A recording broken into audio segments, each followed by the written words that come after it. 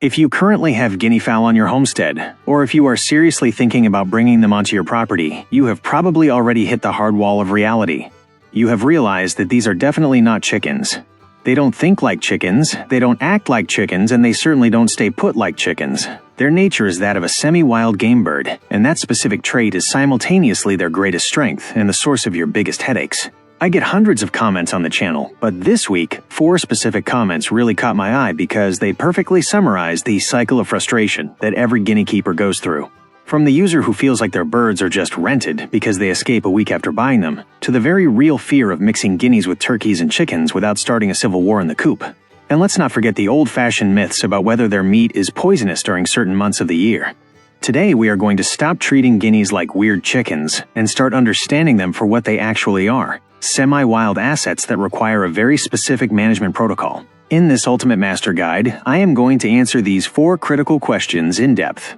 I am going to teach you the exact 6-week method so they never run away to your neighbor's property. We are going to debunk the letter R meat myth once and for all. We will discover why they are the absolute perfect biological machine for eliminating scorpions. And I will give you my roadmap for integrating them into a mixed flock.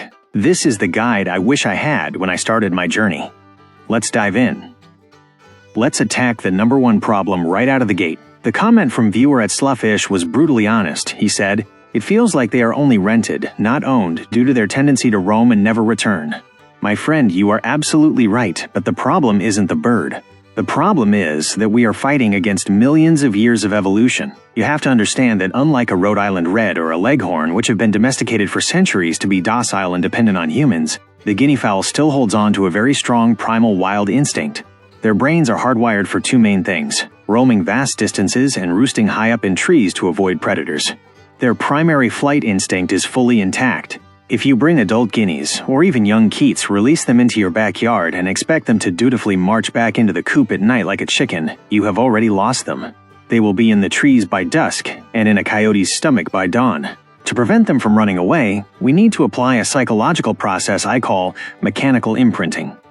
And this requires patience. The unbreakable rule is 6 weeks of total confinement. Not 2 weeks, not a month. 6 full weeks. Why so long? Because we need to completely reset their mental map. During this time, they must be confined in the exact coop or run where you want them to live forever. They need to be able to see out through the hardware cloth, smell the air, and hear the specific sounds of your farm, but they cannot step foot outside. The ideal setup must have a covered run or a very high ceiling, because remember, their first impulse when frightened is to fly straight up vertically. During these 6 weeks, they are learning that this specific physical space is the only source of safety, water, and food in the entire world. But confinement alone isn't enough. We need a bribe. We need high-value currency. Here is where many keepers fail. Guinea fowl have a weakness: white proso millet. To them, this stuff is like candy. It's addictive. But, and listen closely to this, never mix the white millet into their daily feed. If they have it available 24/7, it loses its value. The millet is your negotiation tool. During the lockdown period, every single afternoon at the exact same time, enter the coop, making a very specific sound. It can be a whistle, shaking a jar of rocks, or a specific word like, "Here guineas," make the sound, and then throw a handful of millet into a specific bowl. You are Pavloving their brains. Sound equals millet, which equals pleasure and safety. This call is the lifeline you will use for the rest of their lives. When the day finally comes to release them, after week 6, do it with a strategy. First, open the door only 1 hour before sunset. This is crucial. By letting them out late, they won't have enough daylight to wander far from the coop before their instinct to roost kicks in. Second, never force them out. Just open the door and let them decide to step out. It has to be their choice. Third, never feed them outside. This is the golden rule. If you throw scratch grains on the grass, you break the spell. They must understand that while the outside world is fun for exploring, dinner is always served inside. Fourth, use a safety light. If you have electricity, turn on a dim light or a heat lamp inside the coop for those first few nights. Guineas have terrible night vision and are afraid of the dark. That light acts as a beacon of safety, guiding them back home when the sun goes down. At dusk, when their wild instinct screams, "Find a tree!" you will make your specific millet call. Because they are hungry, and they know the millet is inside, they will choose the coop over the tree. If you can get them to sleep inside for the first 3 nights of freedom, you have officially won the battle against the predators and the urge to run away. Now that we know how to keep them alive and on your property, let's talk about why they are worth all this effort. Almost everyone buys guineas for ticks. And it is true they are absolute tick vacuums. But viewer at Philippior 7821 made an excellent comment laughing that we often forget about something even more important: scorpions. This brings me to a deeper analysis. Chickens are good foragers, yes, but they are selective and sometimes a bit clumsy. Guinea fowl are tactical predators that hunt in packs. Here is my top 6 list of pests that guineas eliminate, which justifies their noise and presence on any homestead. Number 1. Ticks and fleas. This isn't new, but the scale is impressive. While a chicken pecks randomly, guineas sweep across your lawn in a phalanx formation, like soldiers. They don't let anything escape.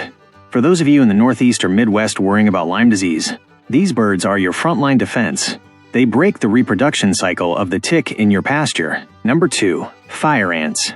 If you live in the South or Texas, you know the pain of fire ants. Chickens usually avoid fire ant mounds because the stings bother their combs and wattles. Guineas have much tougher skin on their legs and faces, and a more precise beak. Their pack strategy allows them to dismantle ant colonies that other animals simply avoid, attacking the mound in a coordinated strike. Number 3. Dangerous spiders. Black widows, brown recluses, insects that hide in your woodpile or dark corners. Guineas are naturally curious and investigate every crack and crevice. Number 4. Small snakes. Let's be clear here. Guineas won't hunt a massive 6-foot rat snake to eat it like an eagle would. But if they see a small snake, like a baby copperhead or a garter snake, the flock will surround it, peck it, and kill it. And if the snake is too big, the infernal noise they make will alert the entire farm, and you, to the danger. They keep your yard clear through pure intimidation. Number 5. Scorpions. This is the key point of the comment. In arid zones like Arizona, New Mexico, or Texas, bark scorpions are a real danger to children and pets. Chickens often get stung and can die or get seriously sick from the venom. The guinea fowl is incredibly fast. Their strike is lightning quick, hitting the scorpion and dismantling it before it can effectively use its stinger. It is believed their high metabolism also contributes to a higher resistance. Having a patrol of guineas around the house drastically reduces the population of venomous arachnids. It is biological pest control that costs you nothing extra. Number 6. Snails and slugs. In humid climates, these can devastate a garden. Guineas are much more aggressive than chickens when hunting these mollusks, making them an excellent ally for your garden, provided you supervise them so they don't eat your vegetables too. Let's move to the kitchen. This topic always generates debate. Viewer at Elisa LaRue 6388 shared a delicious recipe but asked about a very old belief. Asterisk. I've been told not to eat guinea fowl in the months that don't have the letter R, May, June, July, and August, because they have worms. Is this true? Let's debunk this with science, but also by understanding the history behind it. The short answer is no. This is a total myth. Guineas do not magically develop worms in May and cure themselves in September. So where does this come from? It is a cultural confusion. The months without R rule originally applied to oysters and shellfish long before electric refrigeration existed. In the northern hemisphere, the months without R are the hot summer months. The heat caused shellfish to spoil rapidly or have high levels of bacteria. That old safety rule from our grandparents got passed down and, strangely, ended up being applied to rabbits and game birds in popular culture. However, there is a grain of truth as to why people avoid eating them in the summer, and it has nothing to do with worms. It is about meat quality. In spring and summer, guineas are in full reproductive season. Their hormones are peaking, they are running around, and hens are laying eggs. This makes the meat much leaner, tougher, and sometimes gives it a stronger, gamier flavor. In autumn and winter, the months with R, the birds have fattened up for the cold and are not laying eggs, so their meat is more tender and has more intramuscular fat. A guinea harvested in July will have darker muscle meat and almost no marbling because of their constant activity. So if you harvest a guinea in July, it won't have worms, provided you practice normal parasite management like with any bird, but it will be tough. Here is a pro cooking tip. If you are going to eat guinea fowl in the non-R months, do not roast it in the oven like a chicken. It will come out like shoe leather. You need to cook it low and slow. Use a crock pot, braise it in wine or broth, or make a stew to break down those tough muscle fibers. If you plan to freeze the summer meat, I recommend marinating it for 24 hours in something acidic like vinegar, buttermilk, or citrus before freezing. This helps tenderize the meat before you even start cooking, but rest assured, it is 100% safe to eat year-round. Finally, we arrive at the expert-level challenge, species integration. Viewer at April Young 5710 told us about her situation. She has guineas, 2 turkeys, silky chickens, and standard chickens. She noticed that her guineas suffer from anxiety if the turkeys wander away. This is fascinating and teaches us a lot about mixed flock psychology. Many people are terrified of mixing guineas with chickens because they have a reputation for being bullies. And let's be honest, they are bullies. Guineas are territorial and will often chase chickens, not out of pure malice, but because they are establishing the pecking order and protecting their territory. But, interestingly enough, they usually respect and seek out the company of turkeys. Why? Because in nature, smaller birds seek the protection of larger birds. The turkeys act as emotional anchors or sentinels. If you want to succeed in integrating a mixed flock like April's without coming out to a crime scene, follow these 3 safety steps. Step 1. The look but don't touch cage. Never ever throw a new bird, especially a guinea, directly into the run with your established chickens. It will be chaos. Use a large dog crate or a separate kennel inside the coop or run. They need to spend at least 1 or 2 weeks just looking at each other through the wire. This lowers the aggressive curiosity. They become part of the landscape. When you finally release them, they are no longer a novelty to attack. Step 2. The nighttime introduction. The absolute best time to physically combine them is at night, in total darkness. Place the new birds on the roosting bars while the others are asleep. When they wake up together in the morning, the scent is already familiar, and there is significantly less violence because, in their minds, they woke up together. It is a psychological trick that works wonders. Just make sure your smaller chickens, like silkies, have higher or protected roosts that the guineas can't easily bully them off of. Step 3. Multiple feeding zones.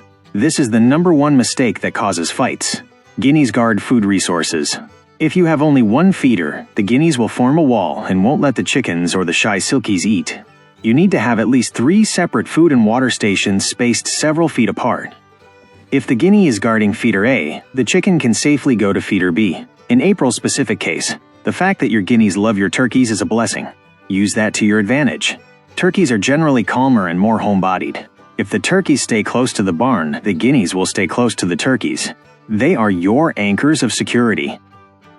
As you can see, raising guinea fowl isn't necessarily difficult, it is simply different. They require a strict confinement protocol, respect for their unique social dynamics, and the understanding that they are your allies against the most dangerous pests on your land. If you apply the 6-week rule and the strategic feeding methods, they will stop being rented birds and will become the permanent guardians of your homestead. If you found this master guide helpful, please hit that like button so YouTube pushes this info to more homesteaders who need it. Here is to your success, my friends. I'll see you in the next one.